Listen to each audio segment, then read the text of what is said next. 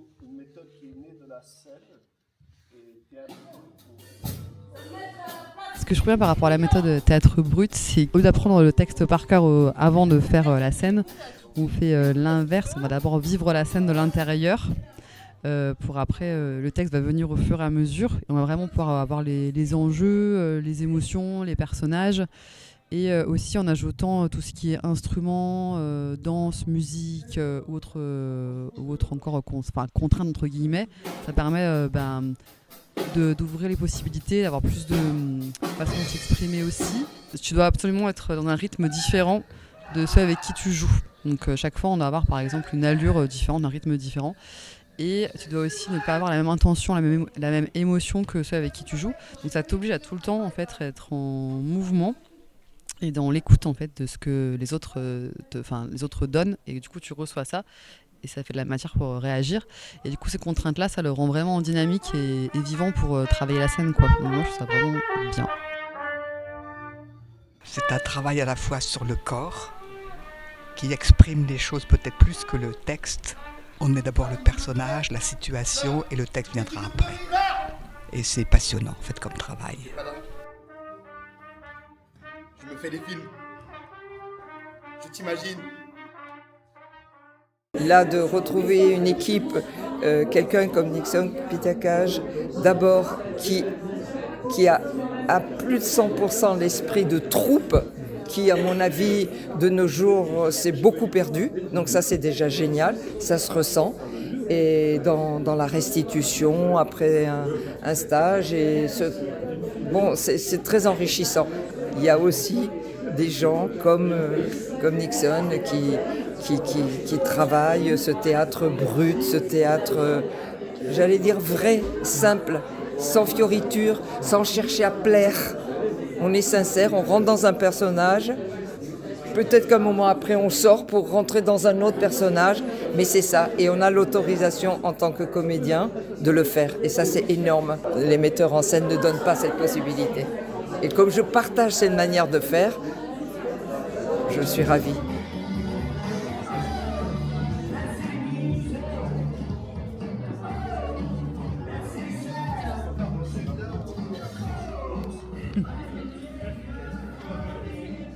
Ça fait partie des choses que j'ai envie de développer au théâtre, c'est-à-dire la transmission, donc des stages ou accueillir, là c'est vraiment pour des comédiens et comédiennes, mais après que ce soit pour des écoles, pour des classes, en plus de la création où j'ai vraiment besoin d'avoir envie d'avoir de la création au sein du Théâtre des Carmes avec des compagnies qui viennent en résidence, la partie stage et apprentissage et transmission, ça m'intéresse beaucoup aussi. En saison, j'accueille même de la danse, ce qui ne se faisait pas au Théâtre des Carmes, on était vraiment sur du texte.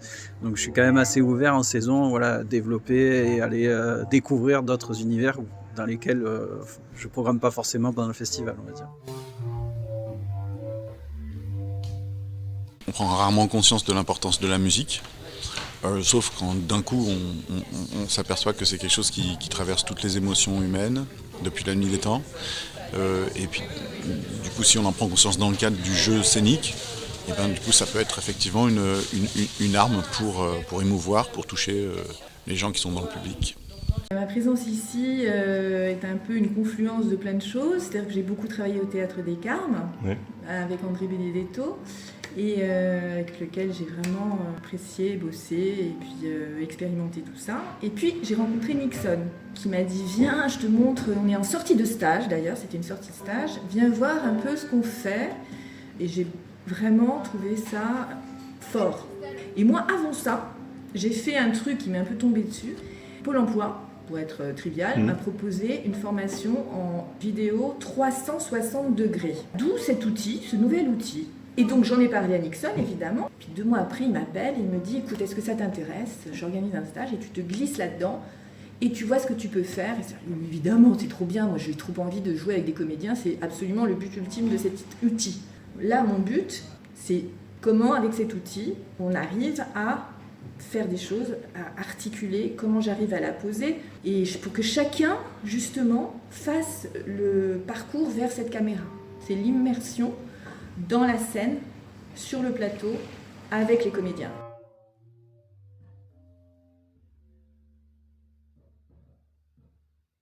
L'aspect pluridisciplinaire apporte énormément au stage et à la création, déjà parce qu'il permet d'avoir une multitude de points de vue et d'approches différentes selon la discipline. Le regard du comédien ou du metteur en scène n'est pas le même que celui du réalisateur ou du musicien. Et pour les stagiaires ou les artistes, c'est extrêmement intéressant, c'est formateur et c'est hyper inspirant. La pluridisciplinarité amène des formes différentes, certes, mais complémentaires. Il y a une citation que j'aime beaucoup qui dit que la musique commence là où s'arrête le pouvoir des mots. Je crois que c'est Richard Wagner qui a dit ça. Et je trouve que c'est très vrai. Et ça traduit l'idée qu'une discipline vient en complément d'une autre pour l'enrichir et l'emmener dans une autre dimension. Ça veut dire qu'une scène très réussie la première fois, on est très content, il y a tout pour être déçu. Et on réussit une deuxième fois. Alors pourquoi? Accrochage, plus de violence. Oui, plus de violence. Plus de violence. Plus de contact, je dirais, plus de violence. Ouais. Est-ce que ça, vous l'avez prévu ou pas? Non, pas du tout. Non, vous n'avez pas dit ça? C'est arrivé comme ça. Les retours des participants et des intervenants, ils sont indispensables pour améliorer le processus de création.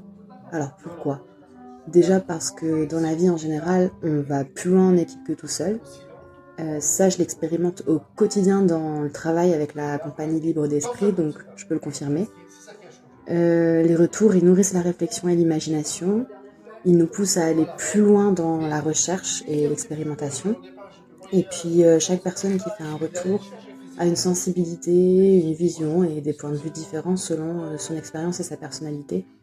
Et tous ces éléments, ils enrichissent le processus de création et ils permettent de provoquer la discussion, le débat. Il y a un autre élément important, c'est que quand on est sur scène en train de jouer, on ne ressent pas la même chose que quand on est spectateur face à ce qui se passe sur scène. Et les retours, ils permettent de voir des détails ou des subtilités qu'on n'avait pas forcément saisies, ou alors de donner aussi des interprétations auxquelles on n'avait pas du tout pensé à la base. Et c'est donc pour tout ça que les retours des participants sont essentiels.